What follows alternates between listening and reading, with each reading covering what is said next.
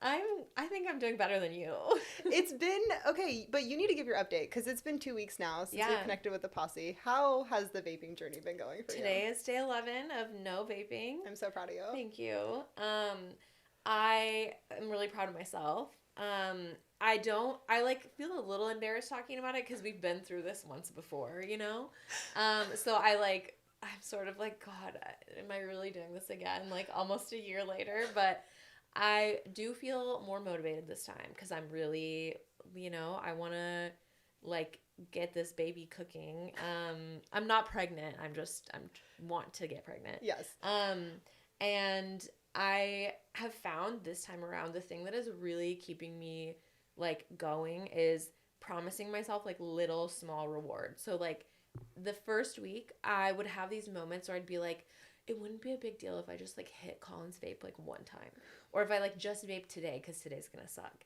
And then I would tell myself like, no, you can't get your reward if you don't do that. So like having like small rewards every week, like really immediate like instant gratification is really helping me. Like I don't know why the like light at the end of the tunnel of like once I'm done with like the patch and I'm fully off nicotine, then I can get pregnant. I don't know why that's not enough motivation for me. I think it's maybe like a little too abstract and too like it feels far away because like you do the patch for like almost 2 months, you know? So it's kind of, it feels like a long time. But like having like something that's like only a couple days away feels really like, I don't want to lose that. Yes. So it's like a lot of like mental gymnastics with myself. But it's going well. What have your little treats been? Oh my God, I'm so embarrassed. The first one was I bought the box set of the Court of Thorns and Roses books. Because I read them on Kindle or audiobook the first time. And there's this whole universe around these books. There's 2 other series by this author. And the final series at the very end kind of ties back into the first one. And when I just finished it and I was like, oh fuck, I need to like, I almost feel like I need to reread at some point to like fully understand the implications of this. And I'm like not going to do it yet because that would be crazy. But I have them now and I like those books so much that I feel like I should have physical copies of them. So that's a great treat. Yeah. I love that. Thanks. And then my treat this week is a pedicure because I have not gotten a pedicure all summer. Isn't that disgusting? Wow. It's really sad. I mean, my heels are pretty gross right now, and when I'm showing poses to clients, I'm actively embarrassed unless I'm wearing socks. It's like not okay. I just decided like I couldn't let a week in Arizona go by without a pedicure. So that's what I'm rewarding myself with at the end of this week. That's perfect. Yeah. And it talks about like Megan when she was on the pod was talking about the little treat for your little friend. And your little Taylor friend is doing great things. So I'm glad you're treating yourself. Yeah, she's getting a little treat all the time. I give myself little treats throughout the day, too. Like, I'm constantly bargaining with myself. If I can get through this next hour, then I can go have a Starburst. Like, just shit like that nonstop. I love that. Yeah. Perfect. Yeah. How are you doing? I'm doing well. I'm excited to be How are you? It's just things have just been a lot lately. And I said to you before we started recording, at the beginning of the summer, we were on the pod talking about how this was finally the summer where we were going to embrace summer a little bit. And we, the last 2 summers we really were working really hard and we didn't really get to do very many things. And then it's now September and once again we have not done very many things and we let a summer pass us by. I know. So it's okay though. It's going to be great. I'm really looking forward to Arizona. We're going to a photography conference next week. So that'll be great. We're going to do a lot of episodes while we're there. But and we're going to learn from all these photographers who've been doing it for a long time. Like, how do you not overwork yourself so much and still stay in business? Yeah, and we get to shoot with them and like it's going to be a really fun creative week. So yeah, I'm excited for that. Yeah. And we have some creative shoots coming up too. We do. Which is always like a good and bad thing because it's extra work, but is, I feel like it helps fuel us. It's going to be great. Everything's going to be great. Okay, I'm ready to talk about Maluma. Yes, sorry, we should have started with that because obviously that's the most important thing. You're wearing your shirt. I'm wearing my Maluma shirt today. This is my merch tee that I bought. It kind of looks like a boudoir photo, doesn't it? Yeah, I love it. Yeah. Okay, before I go into my whole story, I will say the very intro of the concert kind of started out with like on the screen, it was these like black and white, it looked like one of the boudoir videos I make of like Really? him, but he's like putting on like a button up shirt and he's like walking. It was like Oh, really, I was like, this okay. is one inspo. I'm like, maybe I need to do a male boudoir video because I have yet to do Yeah. that. And then also I was like, why didn't I film this? Like I wanted to be so I need to contact his people. Yeah. But Wait, okay, this reminds me. tell me. We're going to have a male assistant at Naked Peach very soon. We are. We're training him in a week, and he is going to do a shoot. Oh. So he's going to have to be your video model. Perfect. Okay, I'm really excited. Get ready for the content, posse. Yeah, it's going to be so good. Okay, so I am obsessed with Maluma. I have been for a very long time. One of my really good friends and I are both very obsessed with him. So much so that we'll hang out for hours and just watch his old music videos on repeat.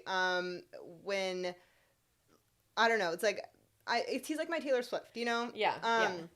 So when I was pregnant, like the month I was supposed to give birth, or the month I gave birth, Maluma had a concert in Colombia in his hometown, and it was like crazy. And my friend and I, for a while, because we knew it was coming up, we were like, oh my God, like that would be the concert to go to if you're going to go to any concert. It's like, going to be so insane. I also have another friend who lives in Colombia, so I was like, I would love to go, blah, blah, blah. Obviously, it wasn't going to happen because I gave birth.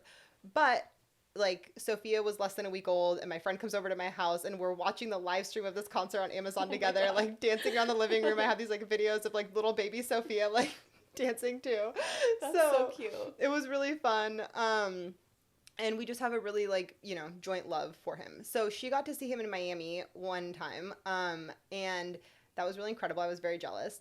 And then we find out he's coming to Portland, which was crazy. I was like, why is he in Portland? But also I'm like really excited that he's in Portland. And we were talking about the concert.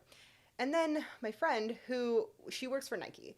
And you know how Nike, like every team at Nike has their Nike budget to do team events? Mm-hmm.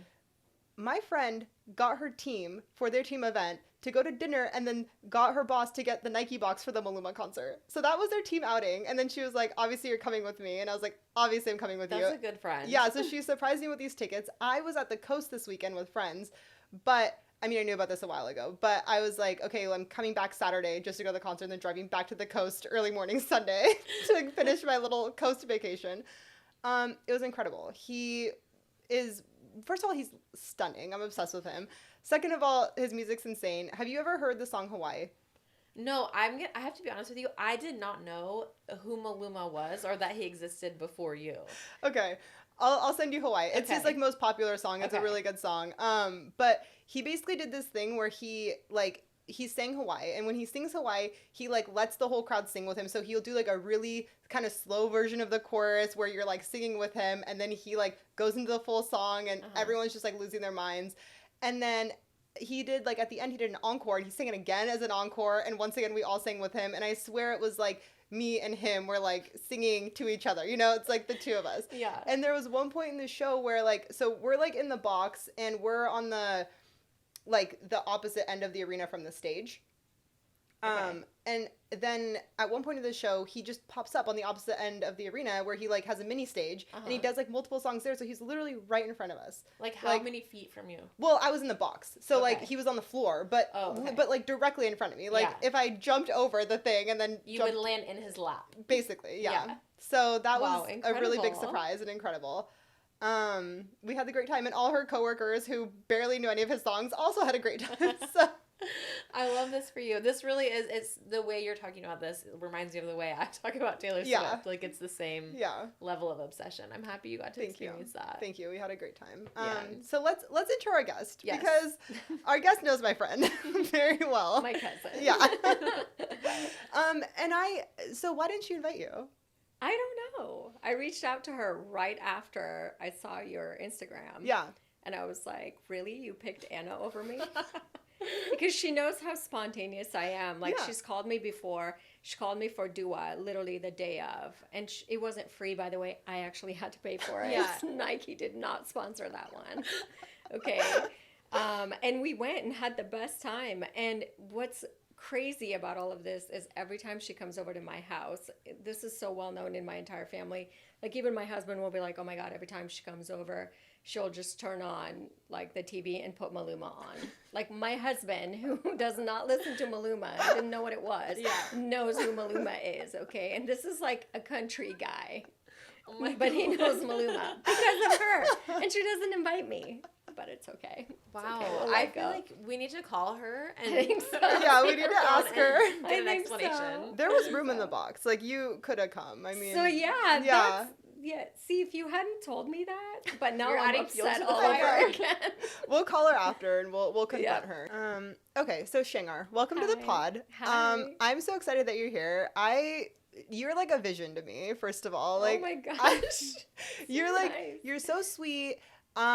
We obviously, like, we met through Connie and through your sister Mina, and like, I don't know, I think I just like really look up to you because you're always so like refined and polished, but you're also this like amazing like badass lawyer, which I think is so cool. And you're like, you just seem so successful in your career, in your home life, with your family. Gosh. Like, you just, everything is like so stunning. And I've been to your home actually multiple times with Connie when you were out of town and she was like house sitting. Yeah. Did I know that? No, I don't think you did. But your home is like one of the most beautiful homes I've ever seen. It looks like it belongs in Palm Springs. It's like very mid-century modern, stunning, has like an atrium inside of it. Yeah. It's really beautiful. Yeah. Wait, is this the one where you guys went to the pool one day after one of our shoots in the summer? Yeah. I love this. She must have texted me and I was just like, Yeah. I think it was all like during COVID. So it's like we would be working together outside and we would just go like sit outside at your house. Yeah. But you just have such an interesting story. So I want to kind of start from the beginning and go through like relationships, go through law, we're going to talk about like pregnancy, IVF. We're just really going to cover everything. So let's start at the beginning and let's get into it. I'm so excited. We basically want the manual for how do we follow the steps you've taken. Oh my gosh. To be as fabulous as you are. Oh my gosh. I am glad that it looks like everything's put together because behind the scenes, my head's spinning. So that's really sweet. Thank you. Yeah. Okay, you start. Okay. All right. Well, let's start kind of at the beginning. So, because you weren't a lawyer like right away. Like, it wasn't like you graduated high school and then immediately went into college and immediately went into law, right? Mm-hmm. So what was your journey in the beginning? So I always knew that I wanted to be a lawyer. Okay. That's the thing. And then I did start undergrad, and that was very much like the natural progression for me. And then I thought I was going to go to law school, be a partner at a law firm by 25. But, life just doesn't work out that way. I'm not kidding, when I graduated... When I graduated high school, I made a list of things that I would do in chronological order, not joking. And getting married was definitely like way further down the line. But I ended up meeting my first husband during my freshman year in college. And then we got married. And that was kind of like the beginning. And then I moved to Europe with him for 4 years to pursue his career. And then... You left school to do that. Yeah, which was such a controversial decision in my family. And honestly, I never saw myself doing that either. But he was an athlete. And as an athlete, the clock was ticking. Yeah. For them, they can't... The younger they are, the better. So we just gave up everything, got married, and went to Europe. And while I was in Europe, I... would do everything I could to find like purpose, because I'm not the type to just sit there. Like, I needed to do something. We didn't have kids, and he had, this really crazy schedule. So I would like mentor kids and like try to teach them English. At this point, I was in Hungary, I think. And then we moved to France, and in France, I just remember like I would stay up all night and I would paint, and then I downloaded Photoshop for fun one night, and it was like the 7-day trial they used to do. Mm-hmm. I don't know if they even do that anymore. And I just started like playing on Photoshop, like with random photographs that I had just taken. And then I remember one of the girls, he was a basketball player, so one of the other basketball player wives was like super insecure, going through a lot. I was like, let me do my hair or your hair and makeup, take you out and take photos of you. and like dress you and do the whole thing. I had never done this before, but I was so excited. And I was one of 4 girls in my family. So I was like, okay, this will be so much fun. And like, I'm a girl's girl. So like female empowerment, like I just grew up with it and it didn't have a label in my house. So I was doing what I knew how to do, I guess. And so I remember I did her hair and makeup, took her out onto the beach. At this point, we were in France and took all these beautiful photos of her. And just that whole chapter started. That's so sweet. I love this. Yeah. That's so Yeah. cool. It was amazing. Did it like make a big difference for her confidence when you gave her the photos? Yeah, I bet. for sure. And she was going through, and obviously I'm not disclosing her name, and this is like 20 years ago at this point. Well, not 20 years. Not age myself. But she was like going through marital issues, and you know, being like an athlete's wife too, like there are all of these other women around, and you're, you know, and so I think she was going through some of that. And then when she saw herself in this light that I saw her in, it was different for her. And yeah. That's so sweet. Yeah, that's so cool. Yeah, it was awesome. Okay, so you started doing that. Then what brought you back to the States? Divorce. Okay. Ta-da! Yeah, so my ex-husband and I decided to separate. That life was just not for me at all. And yeah, lots of... Did you have like supportive family friends going through that, or was that like a really hard time? I did not have supportive family. Well, no, sorry, let me rephrase that. My family and friends were definitely supportive, but nobody else was going through that. Okay. In fact, I got married the youngest out Okay. of my friend group. Everybody else went to college, and I kind of did things backwards. And like in my community, I was the first person to like marry an American, so it was a huge deal. And so when I was going through that divorce, everybody was kind of like, told you so, we knew this was going to happen. But it all worked out for the best. So. And you got to travel the world like so I young, did. which is Yeah. cool. Yeah, I did. And you know, it's like I feel like when you travel so young too, it really develops the person you are. Yeah. Like you see the world and you're outside of this tiny bubble that we're in here, and you see different cultures and stuff, and you just have a different perspective on life. Totally. Yeah. Yeah. Yeah. Yeah. That's cool. How long were you guys together before you got divorced? We were together like married or just total? Married. Like how long were you traveling basically? 4 years. Okay, that's Yeah. a long time to Yeah. be just like traveling all over Europe. Yeah. I mean, we'd have breaks. I would come here a lot. There were times that I would come back for a few months and I would do a lot of like makeup artistry here. But then I would go back. Yeah. Was it hard, like, because you're really close, so your whole family is so close. Was it hard to just leave and be away for so long? Yeah. Yeah. That was so hard, especially because that was when social media was not really a thing yet. And we didn't really have smartphone. I think like the Apple iPhone came out like towards the end of my marriage. So having WhatsApp and like that connection with the other side of the world just through Wi-Fi was not really a thing. I remember we were literally paying like thousands of dollars for phone bills. And that was just for us to stay like minimally connected to our family. And we could email and stuff and Yeah. chat online. But like there wasn't like Instagram and Snapchat and like all the stuff you do now to stay connected, which would make it easier. We didn't have any of that. So it was super hard. Yeah, that would be so hard. Yeah. Yeah. Okay, so you come back, you get divorced, and you're like, okay, like what are you doing at that point? You're like restarting everything, right?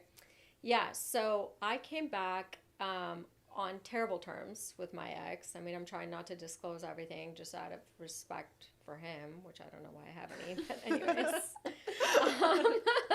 It was not a good situation.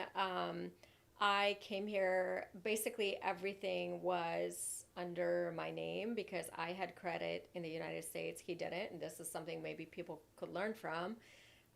So I got left with all of our debt, literally all of our debt. I had no job and I had nothing really lined up, which was terrifying. But I did come back with a mission and I gave myself literally days. I remember I moved back March 9th of 2009, and within the next week I was enrolled in classes at PSU, and I was like, yep, we're not wasting any time. And that's exactly what I did, and I hit it so hard, and I got a job at Nordstrom doing more artistry. Then like I remember I had posted some stuff on MySpace, which was like marginally a thing then, and I was like trying to use it. And people were like, oh, somebody reached out and was like, oh, how much would you charge to take our family's photos? And that's like when that light bulb moment like went off. And I was like, okay, I can make money from this talent. I'm really freaking good at it. Because I didn't stop at that one photo shoot I did of that friend. All the other wives ended up wanting photos too. And then, it ended up being a thing and snowballing. But I didn't think I could make money from it. And then I immediately taught myself how to market, how to use Photoshop, and then Facebook started being a thing, Instagram started being a thing. And I was always super inspired by Annie Leibovitz. I don't know if you guys are familiar with her. And I loved her photography and the colors and the lighting. And I just started asking my friends, I was like, can I take photos of you so I can use it to market? And then I would take photos and then their friends would see it on. That was my strategy. It's like they would post photos of themselves online and then their friends would see it and then it would generate all of these bookings.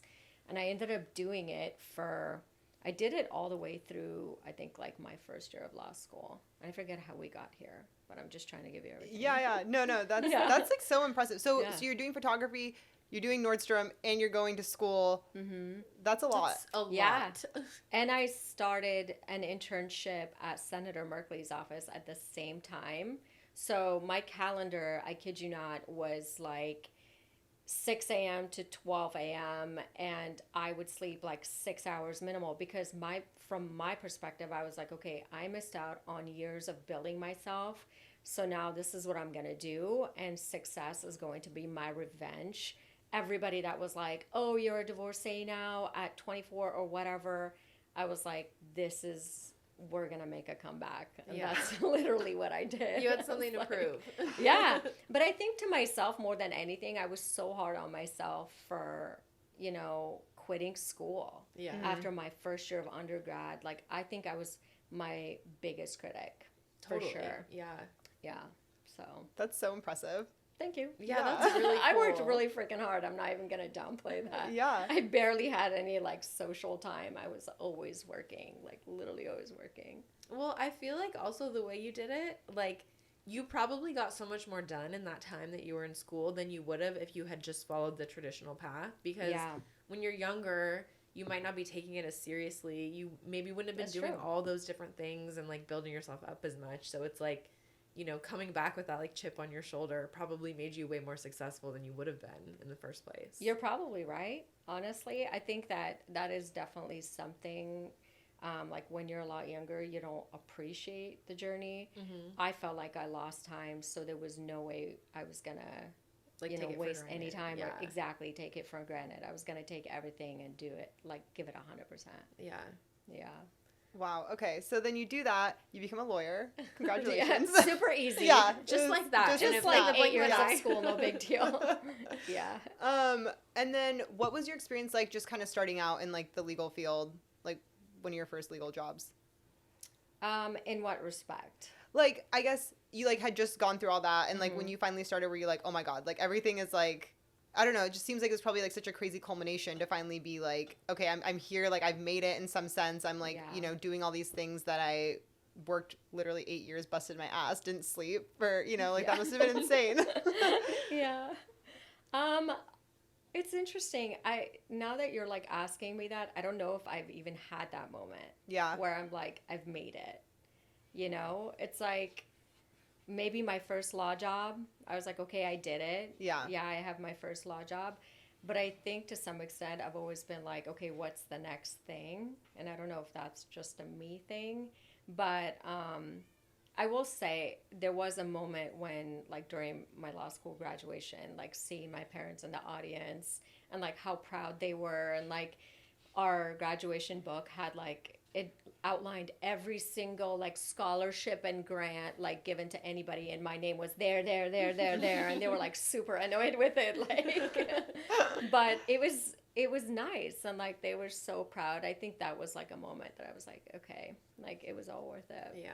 And when you have immigrant parents, I feel like that stuff just hits different, you know? It really does. Yeah. Yeah. It's like they give up everything to come here, and then like when they see you on stage, like grabbing your JD, there's like and then you feel good about it. That's really sweet. Yeah.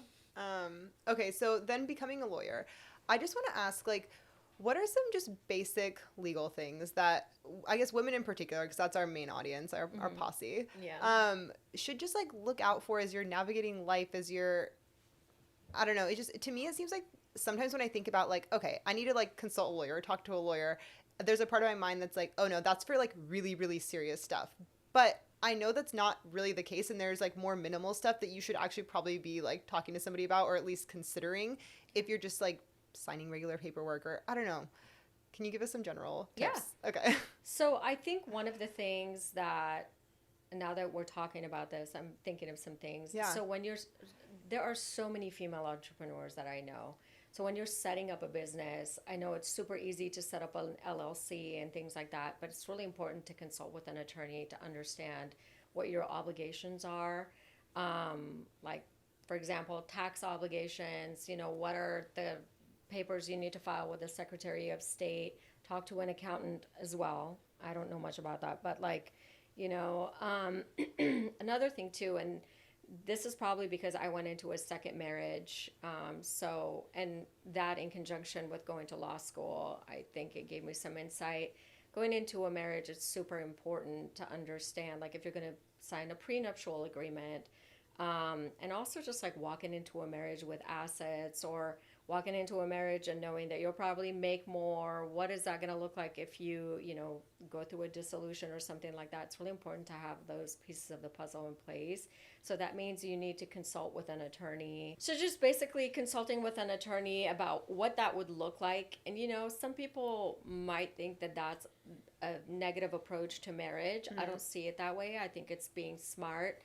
I've definitely had friends who are super successful and they're making a lot more than their husbands, and they're in a situation where they didn't really think this through, and now they're stuck in a marriage because they're going to have to give them assets that they came into the marriage with, or, helped build or whatever, and they make a lot more than the husband now, and they're going to have to pay them spousal support, so on and so forth.